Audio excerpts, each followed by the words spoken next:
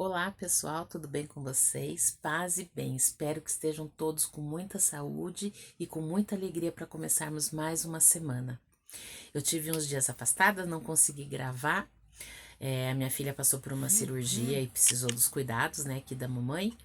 Então eu fiquei aí no intensivão com ela nos últimos 10, 12, 15 dias aí, mais ou menos. E também culminou com os 40 dias, né, o início dos 40 dias com São Miguel Arcanjo. E eu tava dormindo muito tarde, acordando muito cedo e muito corrido durante o dia, então não dava tempo de gravar, não tinha tempo para sentar, calma, né, tranquila, com a cabeça boa, porque a privação do sono mexe muito comigo. Mas hoje eu consegui, graças a Deus, a gente vai retomar a rotina essa semana e eu vim aqui gravar para vocês. Primeiro eu quero saber, assim, gostaria muito que vocês colocassem nos comentários se vocês estão fazendo os 40 dias com São Miguel, independente de com quem vocês estejam fazendo, eu já deixei isso muito claro aqui, né? Mas eu queria saber como é que está sendo para vocês, se é a primeira vez, se vocês já fizeram outras vezes, como é que está sendo essa experiência, se vocês já alcançaram alguma graça, se vocês já, né, se vocês já tiveram aí alguma bênção na vida de vocês. Bênção a gente tem todo dia, né? O fato da gente acordar, tá bem com saúde, já é uma grande bênção. Então, bênção a gente tem diariamente. E vim falar um pouquinho de como é que foi, né? Um resumo aí desses 8 dias com o Frei Gilson, né? Eu tô fazendo com ele. E assim, tem sido para mim muito rico, né?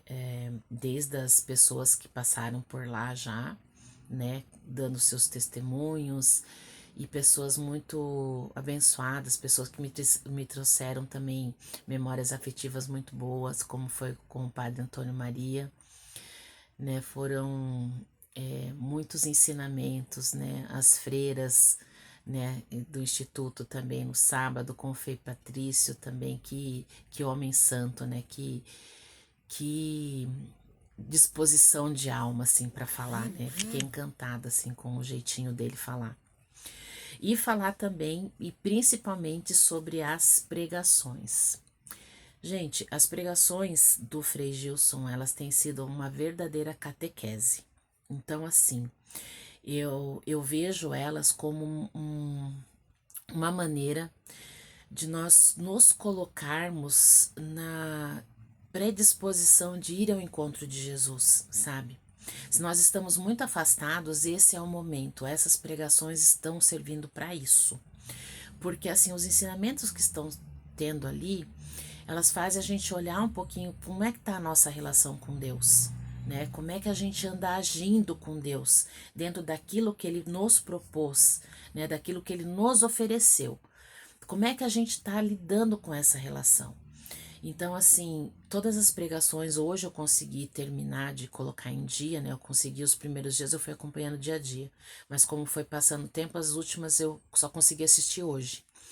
Mas assim, o que eu notei é que muitas vezes a nossa relação com Deus, ela é muito, muito distante, né? Acho que a gente às vezes se aproxima muito nos momentos que a gente está mais angustiado, que a gente está passando por uma dificuldade, que a gente está passando por um deserto, né? Como a gente costuma dizer.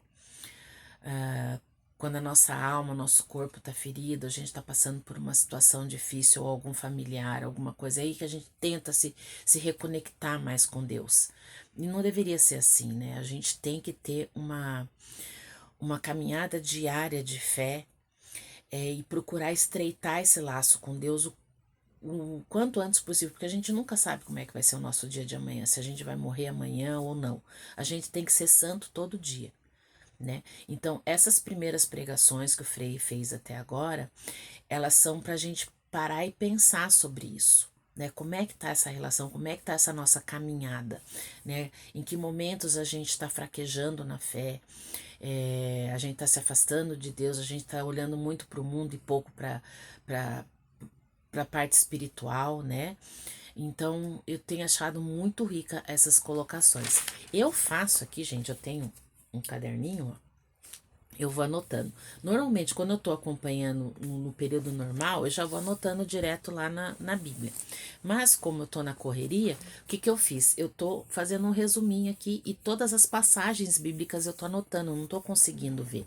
Muito do que ele já tá colocando como passagem já tá marcada na minha Bíblia, porque ele já colocou em outros momentos, né, nas outras quaresmas.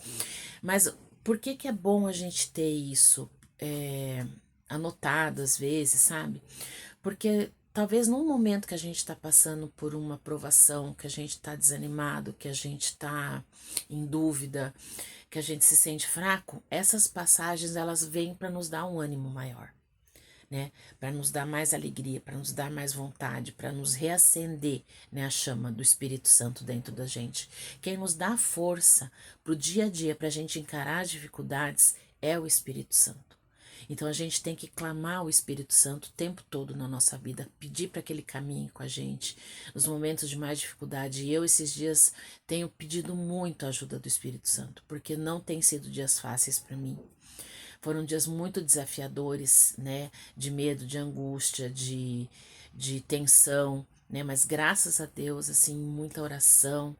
E eu acho que também viver esse momento na madrugada, mesmo cansada, com sono, eu consegui ali, naqueles momentos, realmente entregar tudo isso para Deus, né? E Deus tem me dado essa força, né? O Espírito Santo tem realmente reavivado dentro de mim isso, né? Então eu fico pensando, né, no que eu vou fazer aqui no canal ou lá no Instagram, né? Eu quero fazer muita coisa e vou, se Deus quiser, né? Eu vou conseguir, né? Então esse momento é um momento de reconexão. Então, resumindo assim, o que ele falou nesses 8 dias, né? Ele falou, principalmente, o capítulo 1, por exemplo, o fim da existência do homem. Então falou por que que a gente está aqui, respondeu as nossas perguntas. Por que que nós viemos ao mundo, né? Muitas vezes a gente se pergunta, o que que eu vim fazer aqui? Por que que eu nasci? Por que que eu tô nesse mundo, né? E o importante dizer deste capítulo, então assim, por que que eu estou aqui? O que que eu devo fazer, né? Quem é que vai me ensinar a ficar aqui? Resumo do primeiro capítulo. Então, por que que a gente está aqui? Primeiro que a gente precisa saber, assim, que Deus, ele já tinha no plano dele a nossa existência, ponto. Né? Então, muito antes dos nossos pais ficarem juntos e nos conceber, Deus já tinha programado a sua vinda para esse mundo. Então, isso é muito importante, a gente saber que nós estamos no plano de Deus, né? Então, Deus, ele já sabia que a Deise ia estar aqui, que você ia estar aqui, que, né, o seu vizinho, o seu amigo, o seu filho já iam estar aqui. Então, todos nós já temos um propósito nesse mundo, que foi Deus quem imaginou, idealizou tudo isso. Então, nós viemos aqui com esse propósito. Qual é o propósito? É ser santos como ele foi santo, como a Santíssima Trindade foi santa, né? Foi não, é santa, né? Então, assim, quanto mais próximos de Deus nós estivermos, mais santos nós vamos ser, mais parecidos com Ele nós vamos ser, né? E como é que a gente vai fazer isso, né? Seguindo os passos de Jesus Cristo, os seus ensinamentos, né? Cumprir os seus mandamentos, aquilo que Ele deixou. E aonde é que a gente vai ver tudo que a gente tem que fazer nessa vida? Tá na Bíblia.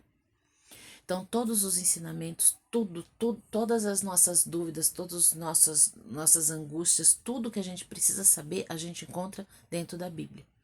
E os ensinamentos, né, os mandamentos que Jesus deixou para nós, é aquilo que a gente deve viver no nosso dia a dia. Então, colocar em prática, não só saber, mas colocar isso em prática, né? Com as obras de amor, as obras de fé, as obras de caridade, de esperança, né? A gente ser luz na vida das pessoas. Então, a gente precisa disso. E o nosso maior espelho é Jesus Cristo e a própria igreja, né? E a Bíblia Sagrada. Então, assim, quando a gente tem esse tripé, né, a gente olhar para a vida de Cristo, tudo que está na Bíblia é baseado em Cristo, na vinda dele para cá, para ele nos redimir dos nossos pecados. Então, desde o Antigo até o Novo Testamento, até o Apocalipse, tudo é por Jesus. Então, a gente precisa ter isso dentro de nós, né? Então, a gente sermos luz, assim como ele foi luz para muita gente aqui. No segundo capítulo, ele falou sobre quem é Deus. E isso já é, né, uma grande parte do mistério, né? Porque muitas vezes as crianças, né, pensam assim: se Deus criou todo mundo, quem criou Deus? né? Em algum momento da vida você já deve ter ouvido isso de alguém, de alguma criança principalmente, né? E Deus, ele não foi criado por ninguém, ele simplesmente existiu, né? Ele existiu. E tudo partiu dele depois da sua existência, né? Então todo o plano já foi determinado por ele. Ele não é nenhum fragmento, gente. Deus, ele é sempre. A gente tem que pensar em Deus como uma forma inteira. Como é que é isso? Deus, por exemplo, a gente fala assim: ah, Deus é bondoso. Não, Deus não é bondoso. Deus é bondade. Deus é amoroso. Não, Deus é amor. Deus é fidelidade, é fiel. Não, Deus é fidelidade. Né? Deus é o todo. Né? Nós é que somos esse fragmento dele, porque ele nos concede a graça de ser. Né? Então, tudo que nós somos da totalidade dele é por graça e obra dele. Então, a gente precisa seguir, né, desse todo inteirinho de Deus, a gente precisa ser um pouquinho disso aqui no mundo. Fala também, explica, né, a unidade, a trindade de Deus. Eu não vou falar aqui porque realmente é muito complexo. Mas assim, ficou muito bem explicado para quem às vezes tem um pouco de dúvida. E assim, a gente sabe que o mistério da Santíssima Trindade não é totalmente divulgado ou revelado, é estudado, né? Então a gente tem assim traços daquilo, mas faz parte dos mistérios que a gente não vai entender nesse plano. A gente só vai entender quando a gente for para o céu. Capítulo 4 ele falou sobre a criação, né? E os anjos, então, fala da nossa criação humana, né? De dali de Adão e Eva, e a criação dos anjos, e, consequentemente, também falou dos demônios, né? Explicou, né? Porquê dos demônios, né? Então, daquela rebeldia toda que aconteceu no céu, né? Explica muito bem também. Capítulo 5 ele falou sobre a criação e a queda do homem, então também dando continuidade nisso, né? Então falando como é que foi feito, como é que tudo aconteceu, como é que era o plano de Deus inicialmente, né? Para Adão e Eva, por que que isso foi quebrado com o pecado original, explicou o pecado original de uma forma muito incrível também. Né? E depois de Adão, o que que aconteceu, né? Porque como é que foi depois de Adão, né? Que daí é a nossa história de vida, é a nossa história, a nossa caminhada até aqui. No capítulo 6, ele fala sobre se a nossa alma pode morrer. Incrível também. Nossa, eu fiz muitas anotações sobre isso, né? As raízes dos pecados, né? Desde os pecados mortais aos pecados veniais, aos pecados capitais. Então, foi uma explicação muito, muito profunda sobre a parte dos nossos pecados e como é que a gente pode também se redimir disso, né? Capítulo 7 falou sobre encarnação, sobre Maria também. Maria e Jesus Cristo, assim, incrível, incrível a forma como foi colocada o mistério da encarnação para Nossa Senhora, né, para Maria. Também quem é Jesus Cristo, né, uma forma da gente ver Jesus assim de uma forma muito ampla, de uma forma muito intensa, de uma forma incrível. Muito, muito enriquecedor, gente. Pode parecer às vezes repetitivo, mas é verdade, sabe? São reflexões muito profundas, assim, e tem muitos textos bíblicos ali que confirmam tudo o que ele foi falando, o que tá no livro, né? Obviamente que ele leu muito livro, mas vai ratificando tudo o que tá escrito ali. E no capítulo 8, ele fala sobre a redenção, né? Então, como é que termina todo esse processo de criação de pecado, né? Dessa quebra, né? Dessa quebra, né? Da aliança de Deus com os homens, né? Então, como é que se dá essa redenção? Como é que foi, né? Essa redenção? E a redenção a gente sabe, né? Que foi quando Jesus Cristo veio à Terra e morreu por nós na cruz, né? Esse foi o nosso momento de redenção.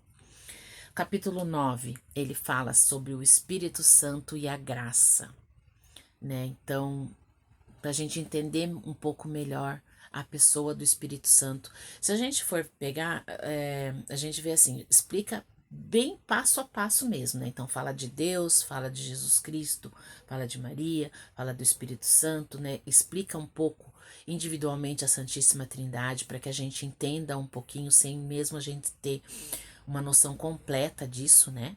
Mas é muito enriquecedor a gente saber, né? Então, o que é a graça, né? Que a gente tanto fala, e aqui já dou meio que um spoiler, né? A gente